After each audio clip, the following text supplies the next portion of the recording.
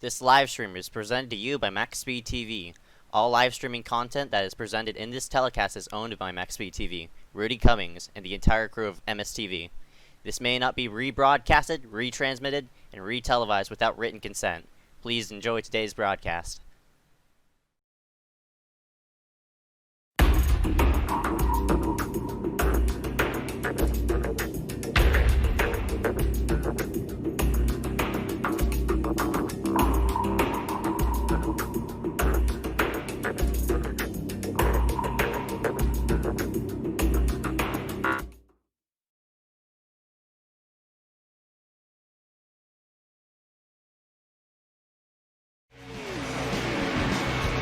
Don't count out Casey Drake in that 87. He's right. One more lap to go here at Indy. He ran him all the way from 3 seconds back. 2 laps to go. Okay. Oh, Alto gets done.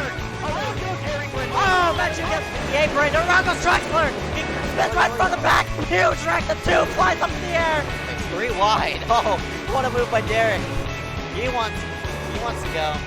Tries to send him up the hill, but can't quite do it. Now between the two is 2 car lengths. Too little too late for Derek and Smith. Oh, Clapping gets turned! Clapping gets turned! Oh my gosh! Side by side, 3 wide at the wire!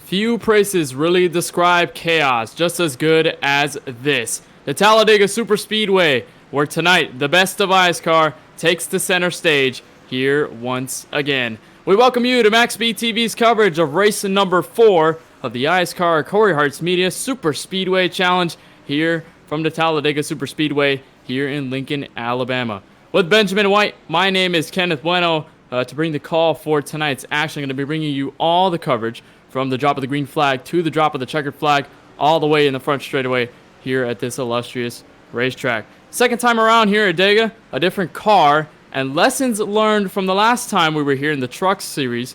But not only do we have a wild one in store here, but we have a championship battle on our hands. Yeah, it's really close between Dylan Basin, Sartaj Man, and the rest of the guys that are in this championship battle. But one factor that is really different from the last time we came here is that the fuel percentage is different. We had it at 50% last time we were here, and of course you saw that crazy finish where everybody ran out of gas, and then now we're going to have 75% fuel in tonight's race, so they'll be able to stretch the fuel longer. Here's our points right here on the Those screen. are your point standings right on your screen. Dylan Basin leading the points right now, 135 points to his name. Sartaj Man falling just a little bit behind in second, just about 14 points behind. And then Michael DiMaggio, Christopher Weil in fourth, rounding out the top 5, William Schmidt, Joe Berge, Nick Indelicato. Cole Woody not really qualifying since he's banned from the league, but he is in 8th nonetheless. Malachi Drake in 9th, rounding out the top 10, Mitch Hobbs, and you'll see Liam Sheen, Kilo Hankins, Dallas Myhan, Trey Shuttlesworth, Bridger Olson, Harry Grindle, Mark Frimpong, Jack DeAndre 18th, Hunter O. Johnson in 19th, rounding out the top 20 in your points is Ryan Kendrick. And I think the focus out of these in the point standings is these top 3 and a little bit behind. You can gain a lot of points here at the Super Speedway race, and I feel like although we have such a really large field of these type of races, really anyone can take control. I mean, it's a lot of chaos here at Talladega, for lack of better terms. You have so much going on around you. You have all the drafts. You have the big wrecks that we've seen before. And I feel like tonight that's really going to be the case. So, Benjamin, I want to get your opinion on this, since I know you've been around to see a lot of these races, especially covering it from right here in the booth. How do you really expect this race to play out, knowing that we're in the Xfinity cars this time around, and knowing the amount of the large field that we have here tonight? Well, it's going to be a lot different than the other cars because this is the hardest one to push people, and you can't just get it right on the guy's bumper and expect him to be able to hold it straight because we've seen those issues already last season. So it's a lot easier because you can hit them more square in a truck and cup car, but not here. This is the Xfinity car. You can see those rear ends are kind of curved, you could say there, but as far as that goes, definitely the hardest one of these to, push in. So I think we'll see a lot of aggressive driving, but I don't think we're going to be seeing a lot of people, laying on each other's bumpers. I think they have enough courtesy to mind their P's and Q's, especially early in the race. But we're going to be closing in on qualifying here. Practice has under a minute left. We'll be at the national anthem, and then we'll have qualifying where the top 30 will make it in automatically, and then the rest of them go to the LCQ to fight it out. Yeah, heat racing and implement for tonight's race. Of course, we have such a large field that we have to cut it down to those drivers and to get into the heat, and especially find out which drivers will be in the field. But you mentioned the Xfinity cars and how hard they are to push around this track. Again, last time we were at this track this season, we were down with the NASCAR Gander RV and Outdoors Truck Series cars, which have a little bit more downforce. They have way less power, but it's way easier to push and kind of get a run with those cars. As opposed to what we're seeing here with the Xfinity Series cars, way harder to handle on this type of front. With that, practice is pretty much settled. For now, just 3 seconds left, and we'll see the timer tick down to 0. And that means practice is over. Qualifying will begin. That means pre-race festivities are going on out there on the racetrack. And that means we'll send it down for the national anthem, and we'll salute your nation's colors.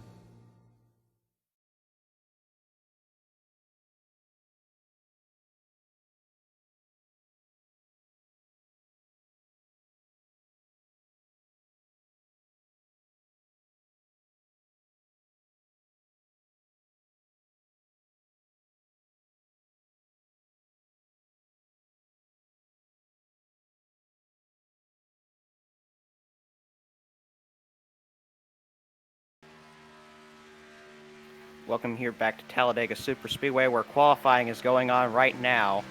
We'll set the top 30 at least for our field, and the rest of them have to go to that LCQ, as I mentioned earlier, where I think we're going to have a couple of guys that fail to qualify out of the race here tonight. But we're going to have guys that are just going out, trying to win the pole, and then you got these guys that are just trying to make the race, because as long as you make the race, you're guaranteed to have a shot to get it done in the end. Yeah, I think you have to tackle this track with a little bit more of strategy. Again, some guys you mentioned have to really fight their way to get into this race. The heat racing will be intense, and I know that a certain amount of people especially get in from those heats into the main event. Then you'll have the LCQ following soon. But, I feel like with this track, it's pretty easy kind of to look at it at a first glance. Full throttle, go all out, try to do your best in the draft. But then you have to really think about it in a complex standard in terms of how the draft works, where positioning takes place the most, because maybe some drivers may not want to make moves with you. Maybe you try to make a move up high, you won't get anyone behind you, and then you're falling all the way back as they freight train you on the bottom. And that's really something to think about, especially if you're a driver within this bubble of being in the heat race and qualifying into the main event. Of course, if you qualify into the main event, you don't have too much to worry about. You just got to worry about what's going to happen in the main event. But if you're in that bubble, you really have to take that strategy into account, because we're going to see a lot of drivers trying to fight for those spots to get into this main event in the heat race. Yeah, and you'll see the leaderboard. It's going to shuffle a lot in these next couple minutes here. All the names are going to be going up and down the scoreboard. These guys will be turning in their lap times, and right now, Charlie Beyer at the top of the board. Dylan Basin second. James Youngman third. Hunter Rupp fourth. Kyler Wynn, who won the pole last week, currently in fifth. Nick Indelicato sixth. AJ Baines safely in seventh right now. Mitch Hobbs eighth. Brody Garner ninth. And you can see that has been kind of switched around because Sartaj has actually gotten into the seventh spot. So we continue to see this, cycling through as Michael Bianchini actually goes up to second. Liam Sheen will take the pole right now. So there are the shifts. Now you see Andy McDowell to the top of the board. How quickly everything shakes out with some drivers qualifying just a little bit later than others, maybe getting some better laps. And now Nick Miller is at the top of the board. So lots of changes right now. But I think as this winds down, it's long laps. You have to really put in your laps now, or else it might be too late. We're seeing a couple of drivers now in, and Peter Kenny now with a good second place qualifying right now. Good effort. Nick Miller always said he was not good at Super Speedway qualifying. Well, right now he is currently sitting on the pole, and as time winds down, he might be able to have it. And nope, Christopher Weil, who won several poles last season, is going to say no to that, and he will take the pole right now with 10 seconds left in the session. So talk about last minute. There you go. Christopher Weil looks like he's going to take the pole here tonight over Nick Miller, Peter Kenny, Andy McDowell, and the rest of the field. But Justin Johnson looks to be the last one in. And you see Jeremiah Bethune, the first one out. The rest of those guys below him, they have to go through the LCQ, and we're going to go through the starting grid right now, Kenneth. All right, so heat number 1 will begin, and we'll get that underway. Of course, the drivers qualified up there that we saw, Christopher Weil taking the pole. He'll be in the pole for the main event, but we still got a little more racing to do on the heat side of things with the little heat racing. You're seeing Jeremiah Bethune right now leading this group with David Bachman into row number 1. You'll find Cole Williams in the 96. I've seen him in a handful of races that we cover on my network. Latham Joyner in the 4th. See Mike Frimpong, Bridger Olson into 6. Henry Tabor, Matthew Klein, the 99, and the 36, rounding out this top 10. Interesting group of guys here. I think I haven't seen some of these drivers in some of these races. I think this is the first time I'm seeing Cole Williams in this series as far as I'm concerned. I think Henry Tabor's been around just a little bit, but I haven't seen him too much. So this is an interesting group of guys. You have Shane DiMantova, Joe Berge in here as well. Well, we take a look at this side and see how many people are in this race and how many people get in. 13 people are going to make the main event. One person out of this group will not. Who will be that one unlucky person here tonight? We don't know yet, but after 8 laps we will, and the pace car will roll off now. Jeremiah Bethune and David Bachman will lead us to the green flag. Who do you think is going to win this LCQ, Kenneth? I mean, we ain't going to have a whole lot to talk about as far as, strategies are concerned. So it's just all out racing for 8 laps. Who do you think is going to get it done?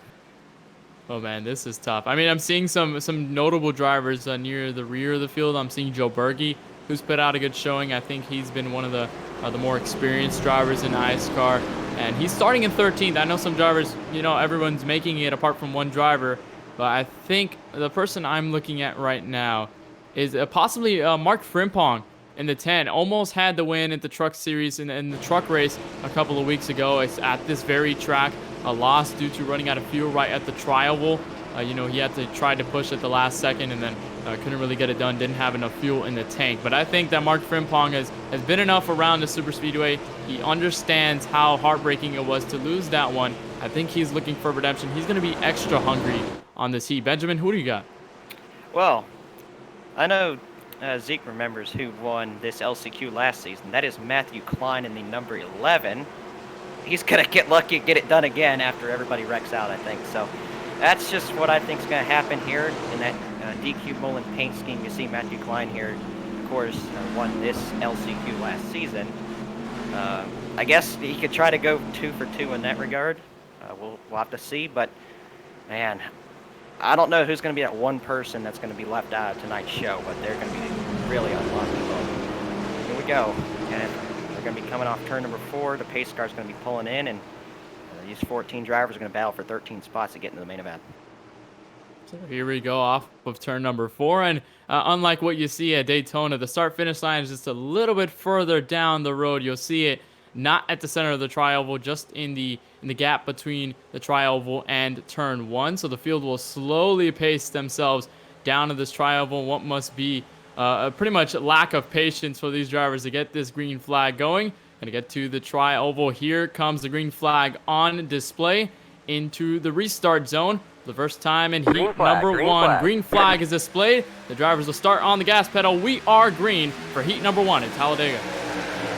Side by side down the front straightaway, Jeremiah Bethune got a good jump, but then David Bachman got a nice push on the outside by Latham Joyner. We know Latham Joyner's pretty decent at pushing here. He's got Bridger Olson behind him, but they've only got 3 cars up there.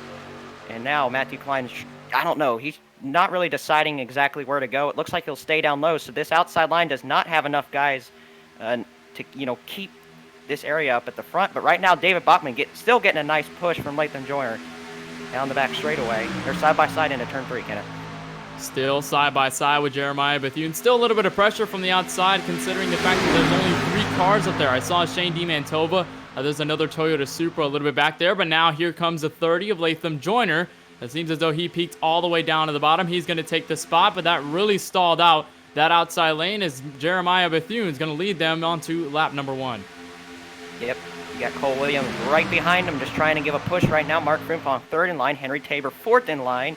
I don't think he's made a main event this season, so it would be really good if he was able to get in here tonight. Jeremiah Bethune still your leader as they work through 1 and 2 right now. Latham gets a good run off the outside, and you see that car up there. He's going to jump up. I think that's Jake Corway that's about to help these guys. And here comes Mark Frimpong. He's going to help his rapid teammate Latham Joyner in line right there, and Latham will take the lead with Bridger Olson behind.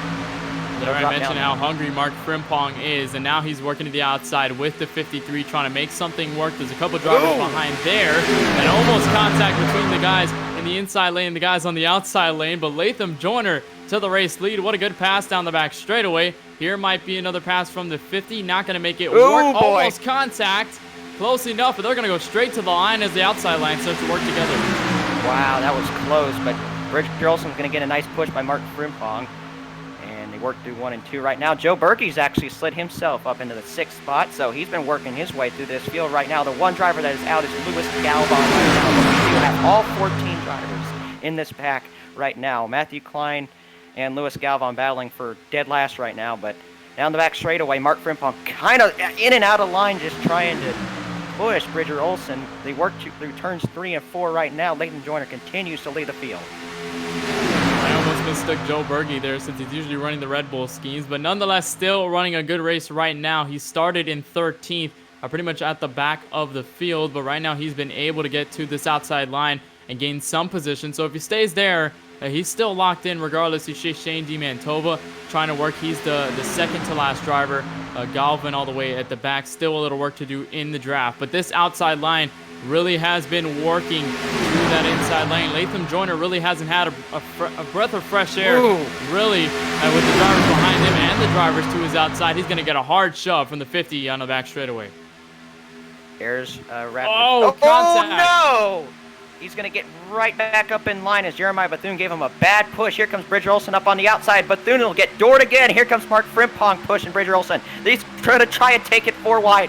But he's going to get the door shut on him. Here comes Joe Berge up the middle. We are 3 by 3 for the race lead and for 4th through the front straightaway right now. Who's going to get the edge down the front straightaway? This is a great racing right now in this LCQ as we come to take 4 laps to go. Who is going to lead this lap, Kenneth? Oh my goodness, it looks to be the driver all the way down the middle. Going to lead the lap to 53. The 50, I think, of Jeremiah Bethune. He's going to get there.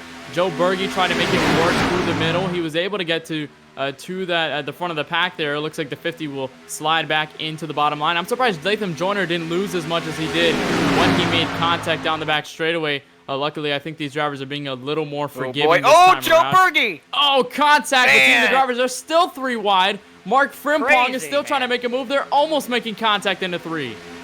Yeah, Matt McGrath almost spun out Joe Berge right there. Joe Berge, with his talent, was able to hang on to that race car, and a couple of guys had to really back off to avoid extra contact in that. But Jeremiah Bethune will lead Latham Joyner, Cole Williams, and the rest of the field through the tri-oval. So we come to Cape, 3 laps to go. We've got a 4-car, kind of breakaway ahead of the rest of the guys who are side by side behind him right now. They head to turn 1 right now. Jeremiah Bethune has led most of the laps so far, but I think Latham Joyner's out for blood after getting doored to the inside.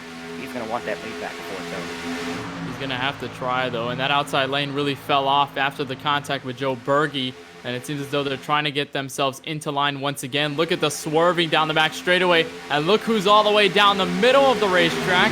Oh my goodness, that is an insane move. That was Henry Tabor in the 75. What a move to the outside. He'll lead this line through 3 and 4 right now as he tries to get past Matt Jurek, who has actually done a really good job of moving himself up through this field as it sits right now. He's 4th. They work down the front straightaway right now. We're coming to 2 laps to go. Latham Joyner right behind Jeremiah Bethune, who continues to lead the field. After some close calls, Mark Frimpong looking up the middle, trying to pick up more spots as Joe Berge is actually going to take Henry Tabor 3 wide. Henry Tabor will be going backwards here on the outside.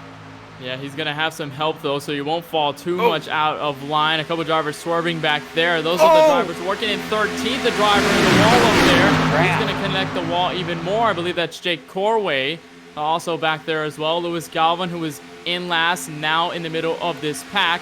And it looks like Joe Berge and Mark Frimpong going to call around. Oh, man. Matt McGrath probably going to be the one driver that's going to be out of the field because he just got turned down the back straightaway. We worked through 3 and 4 right now. Joe Berge moves to the outside. There's Mark Frimpong trying to go with them, but you can see Mark's going to go with Latham. That's because they're Rapid SimSport teammates, and now they're going to work together through the tri-oval to try and steal this LCQ win away. Well, they'll try at their best. Latham Joyner, he said he was out for blood. Now he's into the race lead. Leads the final lap into the white flag for heat number 1. Down to the inside, you have Mark Frimpong to his outside. What looks like a little bit of a gap between him and the 83 of Joe Berge. Going to need a big run down the back straightaway. And Jeremiah Bethune might be making the move down the back. Again, Matt McGrath around, so he'll most likely be the driver. Oh, no, contact. Here we go. Max Jurek gets turned around and right in front of the field. Mark Frimpong involved and other drivers trying to avoid David Bachman. Henry Tabor spins. Where's Matt McGrath? Because he could pick up some of these positions. Oh, he's way back there. He's not going to be able to. We work through 3 and 4 right now. Down the front straightaway, they're going to come. Looks like Latham Joyner, Cole Williams, and Jeremiah Bethune are going to be battling for this win. The rest of these guys are just going to finish the race.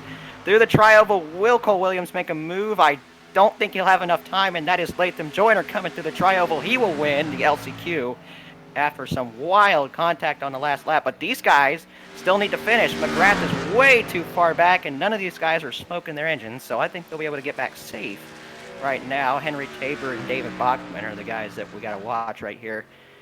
And Matt McGrath is still down the back straightaway, so I think he's going to be unlucky and will miss the field as David Bachman will be 13th and final car across the start-finish line. Barely makes it in over Matt McGrath, who's going to be the lone driver not to make it in here tonight. He's got to be mad about what happened down the back straightaway with 2 laps to go. Yeah, and he was the only car in that incident as far as that went. And then, of course, a couple laps later on the final lap, you saw the huge pileup with Mark Frimpong and the rest of them there. Matt McGrath will cross the line in 14th. He will not qualify for the main event here tonight. So Heat 1 is pretty much concluded. And now we're at the warm-up, so we have a little bit of a time to get a breath of fresh air and talk about a little bit of what we're expecting into this Talladega event. Again, I mentioned the last time we were here with the Truck Series trucks, what an event that was, and now fuel strategy really played into effect. I don't think we're going to see too much of that here, though, but considering what we saw in Heat 1, what is the preview looking like here for tonight's main event? I saw a lot of unexpected 3-wide racing. That's what I saw. I mean, I did not expect them to be taking it 3 wide, especially when all but one was going to be securing the show anyways. So they did put on a show. We saw a lot of passing for the lead, a lot of risky moves, and if we see too many of those in this race early, I think we're going to see a big pile up. I'm hoping we have a race like last week where it, I think, only had 2 caution flags. It was something around there. I know Zeke knows because he was in that race, but either way, I really think we're going to have a really good show here tonight, but I don't see us going without a big one, especially as we get further along in the season. These guys are going to want all the points they can get, and they'll be making bold moves to do so. That's intriguing that you say that, because if they were racing like that for just a heat win and they were Yeah. all locked in, imagine how they're going to do for an actual race win in this race tonight. That's really going to be the topic of conversation. Again, you mentioned big one. You can't go to Talladega without even having the big one on your mind. You have to have it there because you have to expect it all the time, especially with a large field like this. You really have to think about how and when that's going to happen, if it even happens in this race. We didn't really have one. And actually, we did have them in the Truck Series. That was a wild heap of events there at that race. And, you know, really you have to think about this track with the same sort of mentality. But you're looking at the aerial shot of the racetrack right now. A good opportunity to look at your weather of what we're seeing in the sky for tonight's action. A 90-degree track temperature, so it's pretty hot out there on the racetrack. Going to see a lot of drivers going around like we saw in the heat. You saw 80 degrees air temperature. We have 1% humidity, so rain is not going to be a factor this time around. Of course, it never happens in iRacing, but regardless, still 1%. A 9.3 miles per hour to the northeast. A little bit interesting considering where these drivers are around the racetrack going so fast. The wind could play an effect, not too much though, and mostly cloudy conditions on the track here tonight. So pretty much a nice day for what we're seeing at Talladega. Benjamin, I'll let you go over what we're seeing on the track in terms of the track info for Talladega. Well, of course, this is one of the longest tracks on NASCAR's schedule, 2.66 miles around this place. But you got 33 degrees of banking in the turns. Not sure about the tri-oval, might be the same. But air pressure right now is 29.34 millimeters of mercury there. And altitude, we're pretty high above sea level. 540 feet is quite a bit. And, of course, 4 turns. But, man, we're going to have a really good show here tonight. I can't wait. So warm-up is pretty much over. Drivers got themselves underway with those laps. I get a little bit of a feel of what their cars will be like for the main event. And right now we are gridding. So it is the best time right now to show where those drivers are lining up for tonight's action. A pole for the 54-139 for the 41 and Christopher Wow. He starts on the pole. Right alongside him, the number 9, a driver who said he really wasn't good at super speedways. This is showing otherwise, starting second on row number 1. Row 2, you got Peter Kenny here in one of his best qualifying efforts ever here in iSCAR, and Andy McDowell will be starting 4th alongside of him. If you look back to row 3, you'll find the 44 of Liam Sheen starting in the inside of the top 5, and right to his outside, the number 7 SPM Racing entry of Charlie Bauer starting 6th. 4th row, we got Michael Bianchini, one of the new drivers on Nova. That's his teammate next to him. That's Dylan Basin, our points leader coming into tonight's event. He needs a good run. Row number 5 in the top 10 will end with James Youngman in the number 80 machine. A 54-211 puts him there, and right to the outside, right inside the top 10 is the number 61 of Hunter Rupp.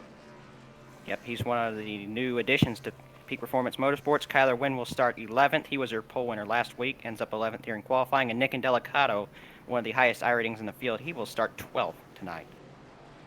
Ernie Williams Jr., I believe, what might be his debut in this season in the 29, starting in 13th, right to his outside. Another, actually an Evo SimSport entry. I was going to say Peak Performance Motorsports, but his recent switch to SPG and Evo SimSport, the 49, will start in the outside of row number 7. It looks like the rest of the field will show through the rest of your screen. You'll see where everyone lines up for tonight's action. A full field for tonight, and of course, all the drivers who made it in from the LCQ will transfer into this main event. So this is it. We are approaching the pace laps all the way to turn 4 in the tri-oval. I'm really excited for this action. I know that Talladega has brought some crazy finishes, crazy races, crazy wrecks. I don't think this will be any different for sure. It's going to be a lot of fun here tonight. Yeah, I'm hoping we don't have a big one early, because we've seen a lot where these guys race way too aggressive, way too early, and those big pileups happen. But here we see the rest of these guys that were going to be shown in the order down there. The order's kind of messed up there because it only took the qualifying results instead of the actual LCQ results, so we did not show 31st to 43rd. Well, Kenneth, we've seen throughout the season and last season who are some of the strong guys in the field, but who do you think has a good shot here to win tonight? Oh man, that's kind of in the air, considering in the heat race it was a lot of drivers, and I think I really had my mind set there. But with so many great drivers in this field, I really don't think there's a concrete answer. But I think if I'm gonna go with one, It might be the driver we're looking at, a Nova Sim Racing driver. Dylan Basin, winner on the Cup side of things after getting around a big wreck. I think he might be able to survive the chaos and get through this victory here tonight. Well, I don't know, man. There's a lot of strong guys that I think really have a shot, but I'm going to go with Andy McDowell. He's definitely got enough teammates in the field to help him get the win here tonight, and it would be his first win if he can get it. Well, pace car is in, and Christopher Wile's going to go early. We saw this in the truck race a couple of weeks ago where the pole sitter went early, and now this field's going to be really spread out as they head to turn 1. Maybe not the best decision for the 41 there because he's going to get freight trained by everyone who's already got themselves in the draft early. That's Nick Miller of the 62 with Peter Kenny already into second. So Christopher Wile will have a lot on his hands. It looks like he'll let them by. Kind of get themselves into the draft early on, but single file so far. Yep, that's Peter Kenny up in the front. You can see all these guys really jumping out of line right now. That's Michael Bianchini moving up to the outside, but he does not have any help, and he's going to end up dropping backwards because of that. So you got Peter Kenny, Nick Miller, Andy McDowell, your top 3. The rest of these guys trying to work in line right now. Hunter Rupp is going to take the 4th position. Seems a lot more spread out than what we saw in the heat. You see now drivers already making gaps between each other, but right now the gap is not there with Nick Miller and Andy McDowell. They're going to try to work the high side. And they'll come off the tri-oval with Nick Miller leading this lap, lap number 2. But look who's all the way to the top side trying to make a move. I believe that's Hunter Rupp to the top side. That is Nick and Delicato, actually, that made that move. Okay. But, I can. anyways, we work through 1 and 2 right now. You can see these packs are really strung out. You'll see this for a couple laps, but I think once we get a huge pack formed, I think they'll just be coming flying towards these, pods and 3-car packs and all that. So I think once these guys all get sorted out, we're going to definitely have a big pack. I'd say once we get around lap 10 if we don't wreck it up here. But Nick Miller continues to lead right now as they work through 3 and 4. They're kind of staying in line, leaving Nick and Delicato up on that outside. There's only one other car up there. And he doesn't really have a whole lot to help. And here comes Michael Bianchini is going to help Nick and Delicato up on that outside. They're going to cross the start-finish line right now to take lap 3. They'll take it, and there's not too much action going on in this front pack right now. Again, you see the 2 drivers, the 3 drivers, all the way to the top side right now, and that inside line really working together.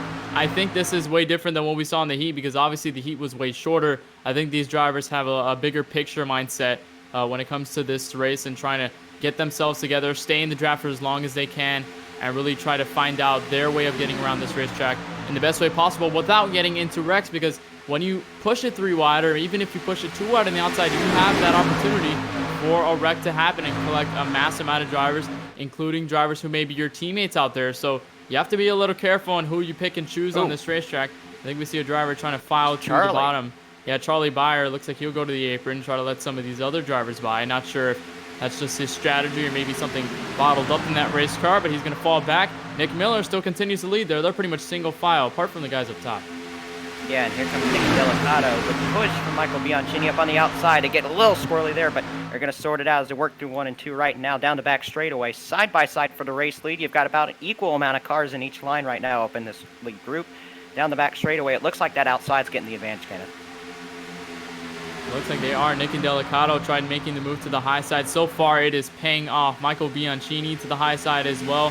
Now they've got a pack, but it looks like Bianchini goes into the wall.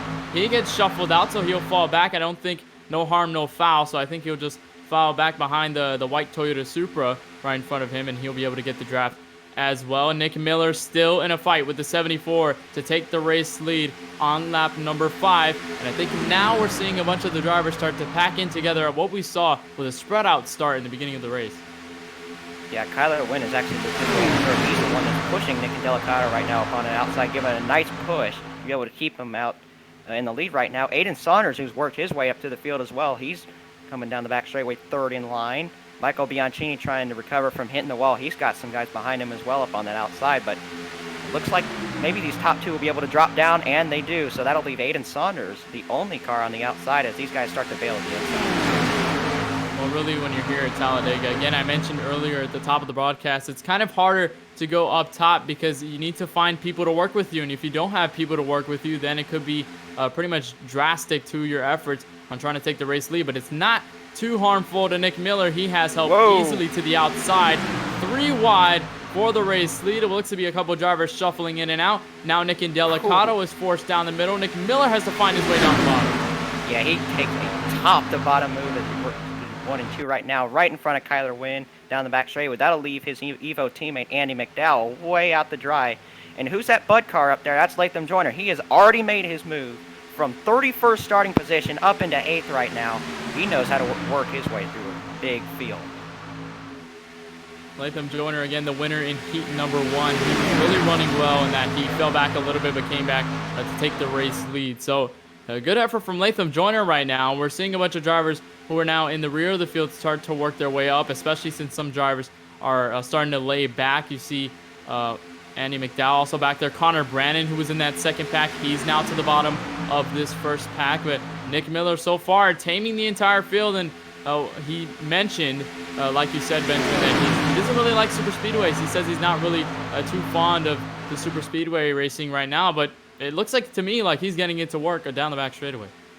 Yep, Nick Delicato going to challenge right up on the outside, getting a good push by Latham Joyner, who has worked his way again from 31st position. Aiden Saunders is right behind Latham. He's also working together with that group, so quite a bit of movement around here in the lead pack, but I did see that 5 drivers kick-started. Those guys are running currently 39th through 43rd right now, so everybody did start the race here tonight, so all 43 drivers still have a shot to win this right now. But up front, Nick Delicato continues to put laps led on the board. We're seeing a driver split the middle all the way. That's Ryan Berry in the 59. Pretty much came out of nowhere with the draft of 3 wide, or what looks to be like second. Nick Miller had to back out.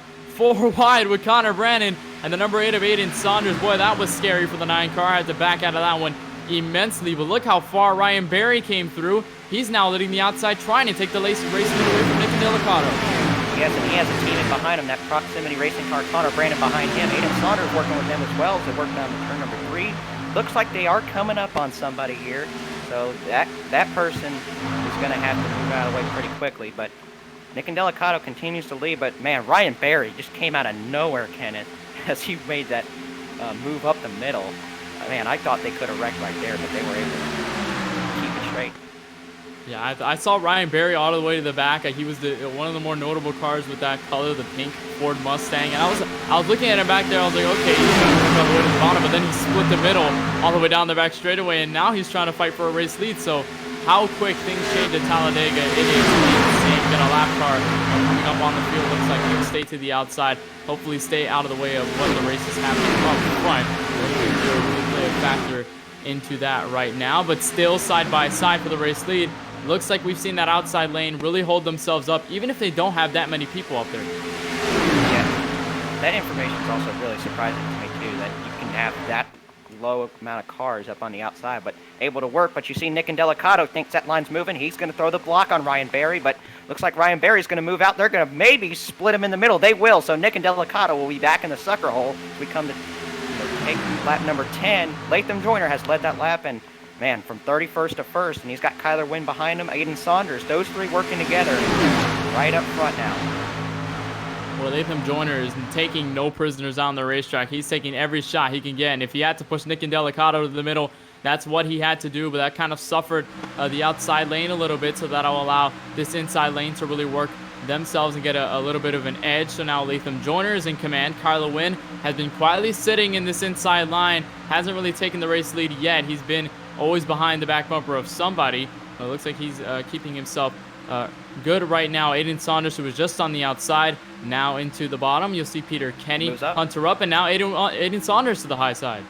Oh, and he's going to get moved by Ryan Berry as Berry moves up the middle and is going to make another wild run at it. And look at him. He is moving right now as Nick Delicato comes to give him some draft help as well.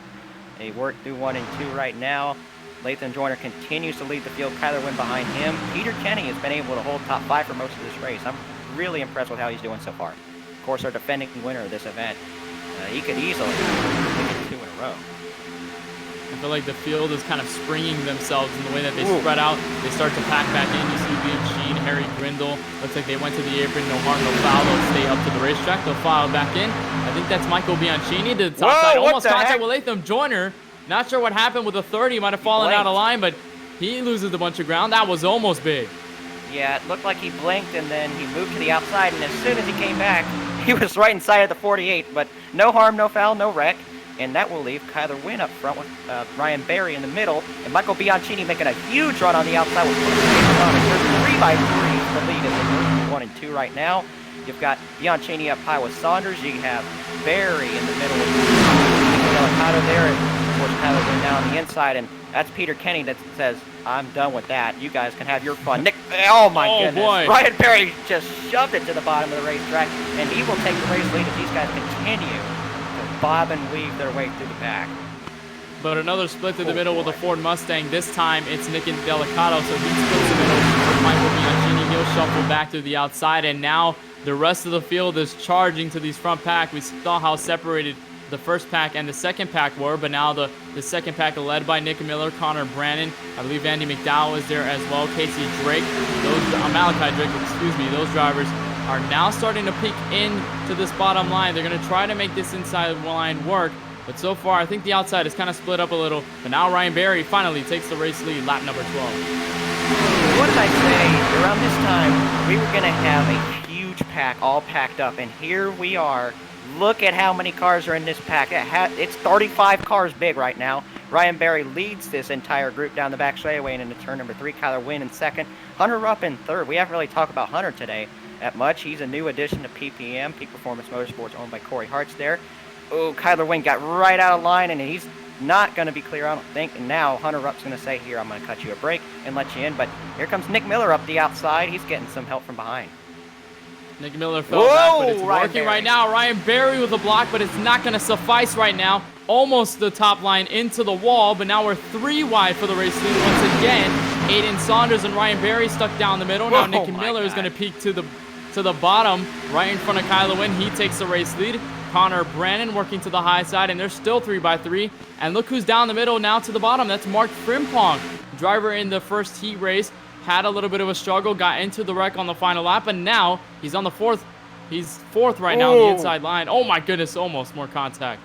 This is getting crazy right now. Nick Miller threw an aggressive block through 1 and 2 right there, but he was able to make it work. Kyler Wynn right behind him, but Ryan Berry, if we see him at the end, look, you know how aggressive he's going to be to get a race win. You can see some of those guys way back there have just bailed out of this. They're saying, I've had enough.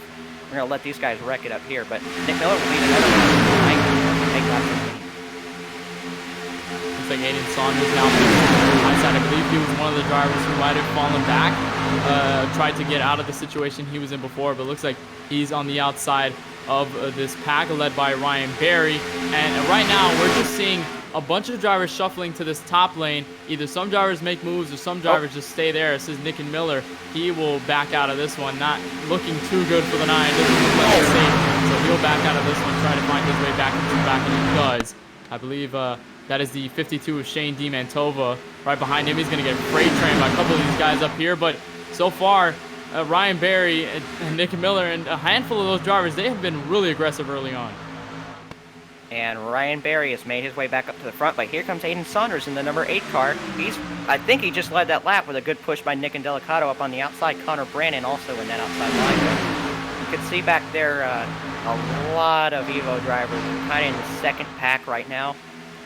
Liam Sheen was part of that, Nick Miller, Shane DiMantova, Andy McDowell, Sartaj, man, all of them in this group right now. As we continue to have aggressive racing up front, Ryan Berry pushed by Kyler Wynn right now. Top 2, and then there's Hunter Rupp in 3rd. Mark Frimpong, one of the Rapid SimSport entries, he's going to be up into the 4th position. You mentioned Evo SimSport and SPG trying to work together, and that's something that could happen here at Talladega is the team allegiance. You have a lot of drivers trying to work together that are on the same team, and if they want to work together, they have the same strategies. They can work together in the draft, try to save all together, try to do a bunch of things. You're looking at the race analytics while we're still green. Ryan Berry's in the race lead. 57 laps. Ryan Berry gets moved out of the way. Wow. He's able to save it. Everybody checks up behind him. But oh boy, I was going to mention the race analytics. I'll keep going as we almost had a wreck there. That was 151 miles here at Talladega. 55 miles per hour down pit road, which we haven't seen so far in the fuel window. Gonna see it soon. Yeah, the fuel window we're going to see in a little bit. Currently lap 17, but as these laps start to wind down, we'll see that start to implement and take into effect. But oh boy, we almost saw Ryan Berry go around there, but now Mark Frimpong is trying to take a look at the race lead.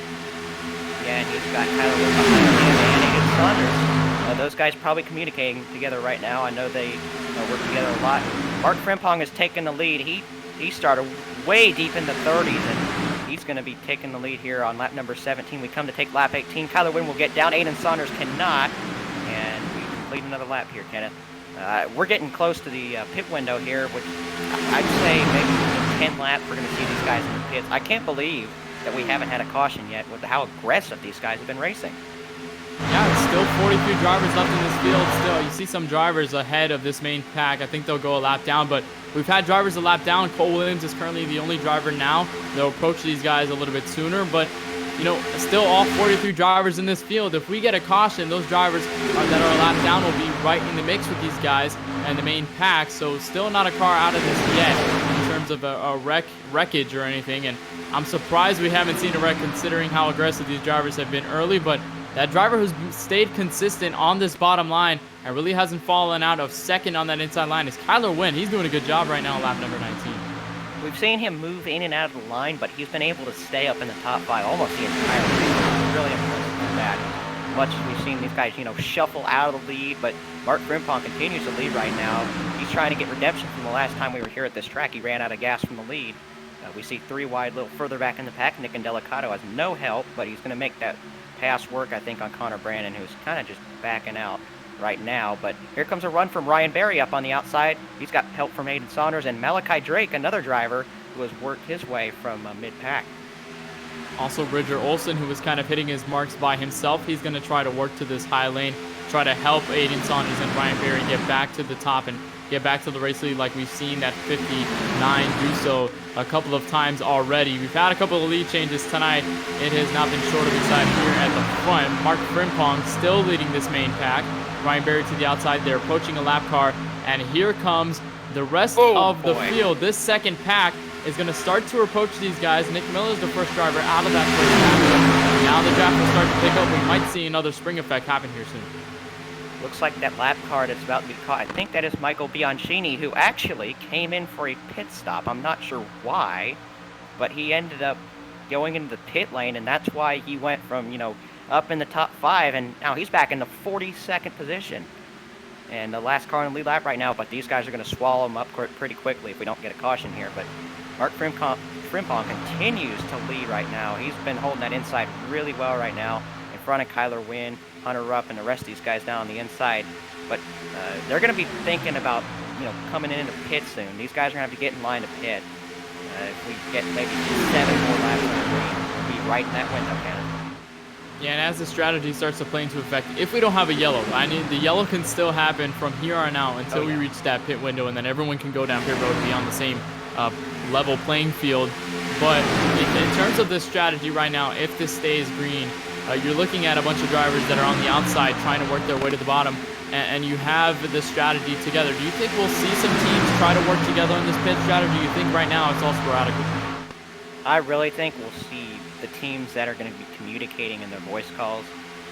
Probably Rapid, definitely Evo and SPG for sure, but I think we will see these teams work together, and there's several voice channels in iSCAR Discord right now where these guys are probably communicating what they're doing to each other, when they're going to pit, and who they're going to pit with. So the lap past Michael Bianchini right now unfortunately goes a lap down, and we got more lap traffic up there, and work down the back straightaway. Mark Frimpong continues to lead. Kyler Wynn right behind.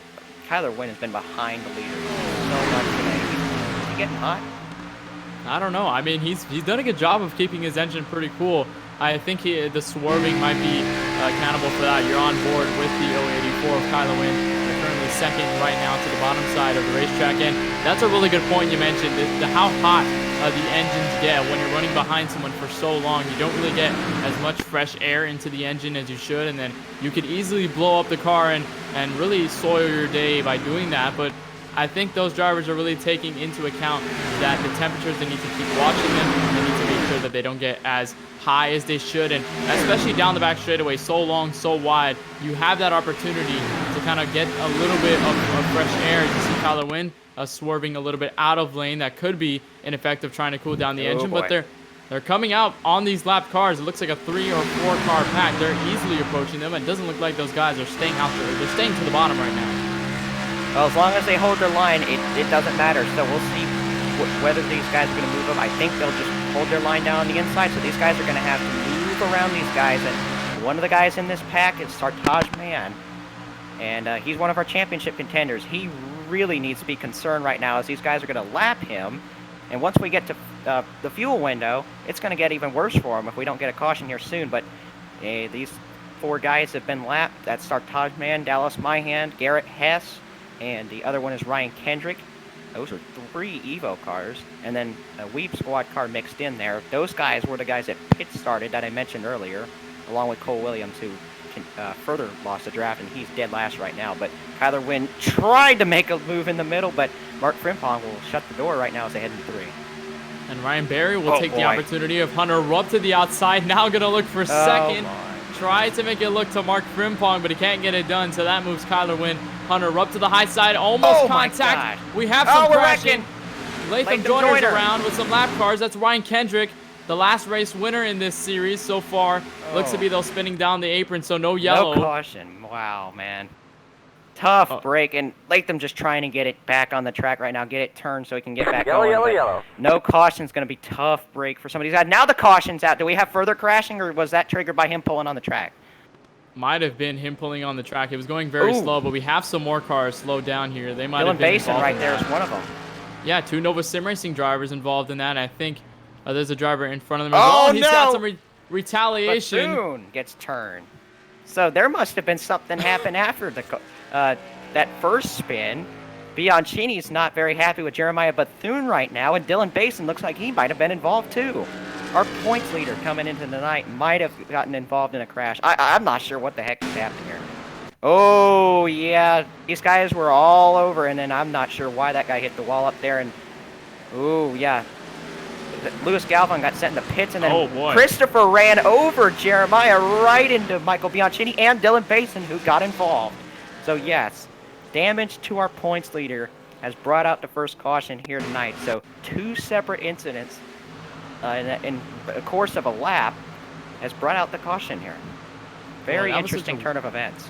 Yeah, I was gonna say how interesting that was, because the first incident involved the lap guys all the way at the bottom who were just holding their line, trying to keep their race intact, going a lap down, but still trying to take it to the bottom. And then, contact between Ryan Berry, Latham Joyner, those drivers got involved, and how tough that must be if you're just trying to get yourself in. Even though you're getting lapped down, you're still holding your line, still trying to have hope for the rest of this race, and then this happens, and you get your race pretty much turned upside down because something happens to the lead guys up front. But interesting situation with the Nova Sim Racing guys, both involved in that one. So, but this opens the fuel window for all these guys. They might go down pit road here very, very soon. This could open up the strategy here for tonight's event. I don't want to say this too early, but possible championship implications, Ken. That was our points leader. They got involved in that. Yeah. Basin, the 08 car for Nova Sim Racing.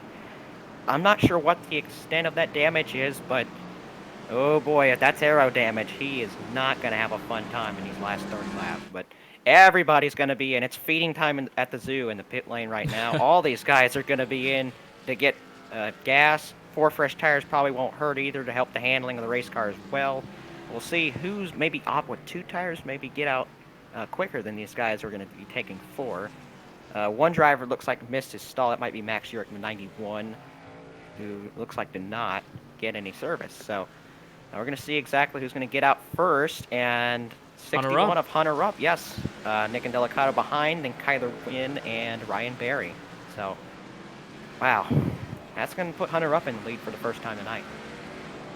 Very good pit stop by the 61 team. The first time they'll take the lead, and they'll lead the field back to the green flag here. But yeah, you mentioned Dylan Basin, how tough that is. The points leader coming into tonight's event, just 14 points ahead of the 49 of Sartaj Man, who you saw was pretty much about to be a lap down. I'm not sure whether he's still a lap down on the racetrack. Gonna have to check on that and see if that is. No, he's actually not a lap down, so he's still within this lead lap group. He was able to get a little bit of a safety measure there once that caution came out, because they were about to get lapped by the entire field. But we have a couple of drivers that look to have stayed out. Mitch Hobbs, looks like Justin Johnson, Max Urick, So that'll leave Hunter up behind those guys. And boy, how much this field has shaken up over the past couple of laps and through this caution as well. Yeah, I guess these guys stayed out to get a bonus point, particularly Mitch Hobbs, but their fuel situation's not going to be good if they stay out for the restart. I can tell you that much. But Mitch, Justin Johnson, and Max Urich did not get service there. And for Max Urich, he went through the pits one time. I'm pretty sure he ended up missing his stall, so I know he will be back in as well. So, man, under caution, these caution laps take really long, but we'll see if either of these top three are going to be able to pit this time. Looks like they are all on the apron, as if they're going to be heading to pit lane this time around. So looks like another driver as well that's going to be heading into pit lane on the tail end of the lead lap right there. But that'll leave Hunter up in the lead. Actually, no, he will come in and actually looks like he'll top off on gas. So we'll see who's going to stay out and not top off on gas. But we see just about everybody's in, man. Holy cow. This is pretty interesting. I'm not sure why. Everyone went down pit road that first time around. It looked okay from there, and it looks like everyone is probably trying to keep themselves safe in terms of, I guess, the fuel situation, possibly. So they'll go down pit road, and Hunter Up will be the first one out once again. Ryan Berry looks to be the second one out, and we'll have a couple drivers shuffling through here as well. Look at all the field getting in and out of pit road. It looks very, very busy down there. Oh, boy, that is insane. But, you know, you mentioned the cautions at this racetrack. iRacing recently has implemented on tracks 2 miles or larger that they try to limit the amount of laps you run under yellow so you can get quickly back under green, you know, trying to get situations with lap cars underway and going down pit road and stuff like that. So we have that in case, you know, so we don't have as long of caution laps as we used to have before iRacing implemented that. So good job by the iRacing.com service for putting that in so we don't have to wait here bored, you know, waiting for that green flag, because that was really exciting racing we saw with the front pack, and I'm surprised they didn't wreck until that point, really. Well, looks like those pace lights are out. That's Matthew Klein leading the field, Dylan Basin second, but I think the rule is when you pit, you have to be single file as soon as you come back out. So look how long the line is. Yeah, holy cow, that's the entire field. Well, the one unlucky guy on the outside is going to need to find a hole pretty quickly, but that's Matthew Klein, who is actually leading the field right now. Number 11, hashtag DQ Mullen paint scheme.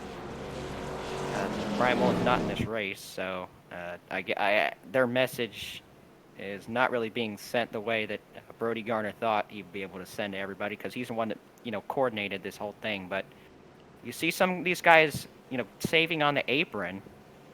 I'm thinking they think if without a caution they could be able to make it to the end, but saving fuel always doesn't hurt. Well, pace car will be in this time. Matthew Klein will be leading the field. Dylan Basin second. The rest of the field is single file behind due to the pit rule. There is another car on the outside. I think that's Michael Bianchini also pulling up here. He is a lap down, so I don't know if that's legal or not, but we'll see when Matthew Klein's going to decide to step on it. He does now, and we're back underway here at Talladega. That was kind of a bizarre start. I'm not sure why. I'm not sure really what happened there, but an early start for Matthew Klein. Looks like Dylan Basin finds that hole easily to the bottom. So everyone's pretty much spread out right now. And the first driver we see into this top 5 is James Youngman. First time we see him off of pit road, got into this top 5. So now he's trying to work by himself. I think Connor Brandon and the rest of them behind them will try to catch up. I get that draft. You see one driver, Dylan Basin, the points leader, stays all the way to the bottom, trying to get out of harm's way. But it doesn't look like there's much going on as Hunter Up tries to fight for the race lead down the bottom. Yeah, I'm still not sure what the extent of Dylan's damage is. That's really a terrible break for somebody who so hoped to be here today.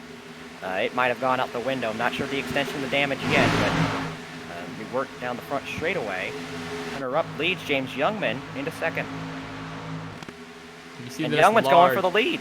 Yeah, look at that. Look at how close those guys came together. Connor Brandon, Brody Garner among the drivers in that second pack that really caught up to these guys. And now it looks like Connor Brandon will try to take over the race lead from James Youngman. No help to the bottom, which is the first time we've really seen that through this race. Brody Garner is going to give the help. Ryan Berry all the way to the top side also as well. We have a couple drivers that were in this first pack early on. still staying up here, but we got some newcomers. Connor Brennan out to the first lead in turn 3. First time we've seen Brody Garner up in the top 5 as well. He runs second right now, Oh, but boy. 3 wide as Youngman's going to get split in the middle by Ryan Berry and the 61 of Hunter Rupp. These guys are going to hang both Berry and Youngman out as these guys head to the inside right now, but Brody Garner's going to look to the outside. He wants to lead this lap to the tryout. They'll be side by side with Brody Garner still putting pressure to the outside. Now James Youngman and Ryan Berry to help. It's not anymore. James Youngman to the high side and Ryan Berry making it 4 wide into turn 1. Holy cow, is he actually going to make that work? Looks like they will, as James Youngman's going to hit the brakes. Good move by him to just let that happen and not try and force it, because, man, we've seen Berry take it 4 wide now twice. Yeah. And it's actually worked this both times. So Ryan Berry, of course, one of the most aggressive guys we see on the super speedway in this league. So it's not too much of a surprise that he's making those moves. But it's a risk to cause an accident, but we haven't seen it. It's again. Now we do. Connor Brennan gets turned by Hunter Rupp, and now the field will stack up. Hunter Rupp hard on the outside wall. He is upside down. Cars just darting to avoid. Mark Frimpong piles in. Argo brakes being deployed. There is Charlie Byer. He is spinning. AJ Bain involved. There's other cars just coming to a stop to avoid. Christopher Wilde's going to avoid that. Man, big pile up. Nick Miller's smoking the engine. He's done. Wow. Caution. Wow. Talk about jinxing, and I said we had no incidents, and then Connor gets turned. So Liam Sheen also involved, one of our points contenders here. So, man, what just happened there? Connor got turned from the lead by Hunter, and then everything else just went downhill from there. Brody Garner, Ryan Berry, and some other guys avoided, including Dylan Basin. So it looks like him and Sartaj Mann both might have just caught a break here. But, wow. That's not what we expected there, but that's the first big one of the night, guys.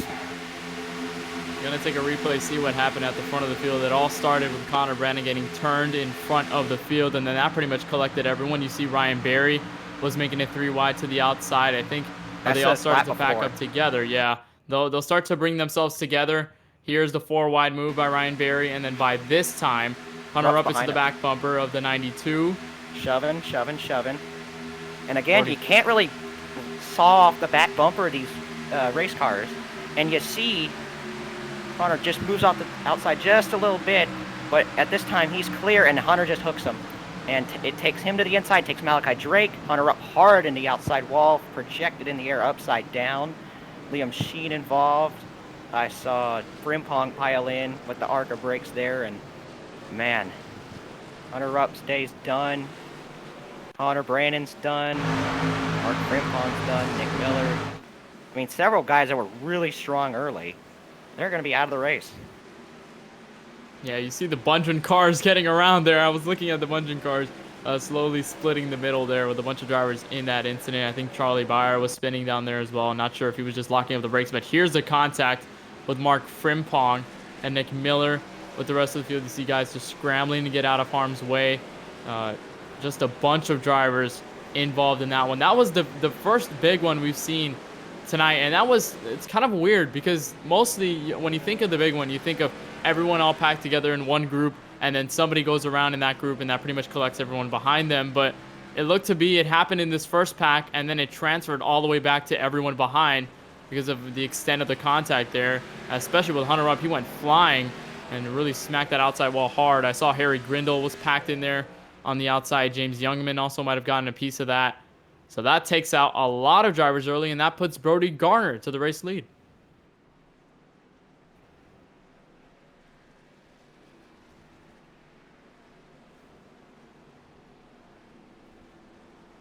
So caution lap number 33. Still have a little bit of go. 24 laps remaining in this race, and huge wreck. Boy, that was the biggest wreck we've ever seen so far in this race. But we're going to take a little bit of a race summary, see exactly what has gone on the racetrack. Of course, you've seen it on screen, but here it is nonetheless. Of course, lap number 32 of 57. Still a little bit left to go, but we're winding down to what will be the checkered flag, and we'll crown a winner here at Talladega. 25 laps remaining. 2 cautions so far. You just witnessed the recent caution with the field pretty much carving up together and being involved in huge incidents, starting with Connor Brennan, Hunter Rupp being involved. We've had 1 lap under caution, so I think iRacing has done a pretty good job of limiting the amount of laps we've stayed under yellow, especially down in pacing. We've had 15 lead changes so far. So Talladega brings a lot of lead changes, and the guy who's up front right now, Ryan Berry, that he has been a product of most of these lead changes.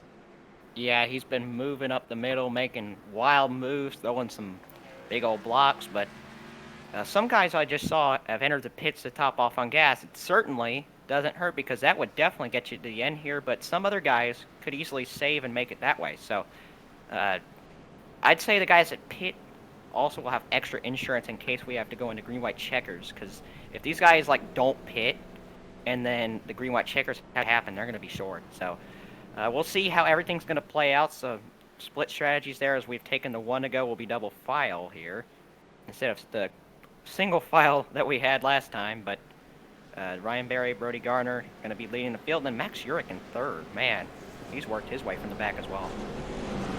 And that's also pretty much what you see when the field gets involved in huge wrecks. You see the drivers all the way in the back who are just kind of hitting their marks by themselves, and they end up gaining positions from all the drivers who get involved in incidents. So you see Max Urich now into this as well. Mitch Hobbs back into the picture. Henry Tabor, Shane DiMantovo, who was hanging a little bit back there, now into this top 10. Justin Johnson, David Bachman, and Ibrahim Dejani will round out this top 10. We have the 1 to green signal, so we'll go around turn 3 and 4 one more time. We'll take the green flag down the tri-oval. But so far, what we've seen huge wrecks. We saw the pit cycle happen with everybody down pit road. They went twice. But now that we have the field pretty much all together at this point, what is really the most notable thing when it comes to this race so far? Because every super speedway race has been quite different. Obviously, you have the big wrecks, but sometimes they might be later in the race, early in the race. Maybe more drivers are involved. Maybe it happens in a different way than you expect. What has been the most notable thing you've seen here so far? Well, I noticed the huge amount of aggression here tonight. And for the most part, it ended up working without causing an incident. But we saw that big one. I think these guys are going to be alarmed now to back off a little bit until the final 10 laps when those moves are actually, going to count. So Ryan Berry's going to lead the field to the green. He'll be in control of this restart as the pace car heads in. Brody Garner second. Dylan Basin third. Max Urich fourth. And Mitch Hobbs fifth. Henry Tabor sixth. So some guys that were in the LCQ have really worked their way up towards the front as we get into the middle portion of the race. So here we go. Field in the hands of Ryan Berry to the tri-oval. Green flag, He'll step green on the flag. gas to his discretion very, very early. We get single file on a green flag restart. Lap number 34 still. Just over 20 laps remaining in this race. We'll see how that winds down, but a good start by Ryan Berry and Brody Garner right behind him. Dylan Basin now into third. Yeah, Basin with that possible damage. We still don't know the extension of that yet, but I'm hoping it's not too bad because that would totally throw a wrench into his championship. And now he's going to move out of the way, so he thinks it's not going to be good to stay up there with that damage. And now Mitch Hobbs is moving up through the field. He's still looking for his first iSCAR win. He's going to move into the second now. Good move by Brody Garner there and Mitch Hobbs, able to work themselves to the high line, get around Ryan Berry, sneak to the bottom, make that pass work. You see one driver trapped up the top, and you see Mitch Hobbs. He's the Season 2 Super Speedway champion, so he has a little bit of a knack of knowledge, as I will say, in terms of making his way around Super Speedway racing and really knowing what it takes and how you really have to approach these races. Now into second on the inside, but the driver behind him, Ryan Berry, he has been aggressive very, very early. Shane DiMantovo try to make it work to the high side. He has a driver behind him. That's Henry Tabor. They'll work together on the outside with Aiden Saunders, who was fell back just a little bit, now into the outside picture. I think we have 3 wide behind those guys.